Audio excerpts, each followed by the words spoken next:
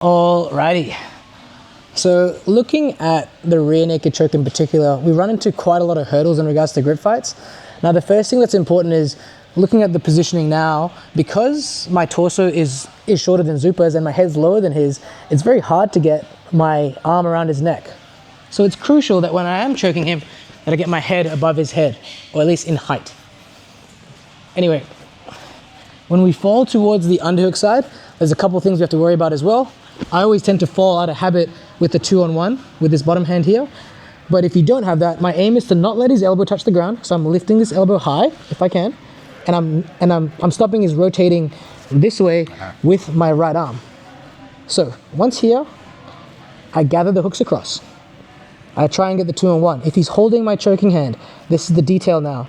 I can't go under, I have to go over, connect my hands together, break the grips, I go 2-on-1. Now in this setting, I always go for this choke, which actually brings his hand to defend. As he goes to grab my hand, all I do is punch the hand down, step over the top. Once here, find where the earlobe is, I go underneath, I reach for the back of his ear, I sit him up as I slot in the rear naked choke. So falling towards the underhook side, I have to stop his elbow from touching the mat, I have to stop his rotation towards the left with my right elbow, I step on his hip, I gather this space. Now that I'm here, he's holding my choking hand. Going over the top, I bend the wrist back, I go 2-on-1, and I spam a choke.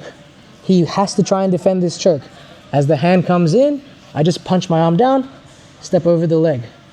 Now that I'm here, I find his earlobe, dig the thumb through, reach for his far ear, sit him up or to the far side as I slot in my rear naked choke with the arm trapped.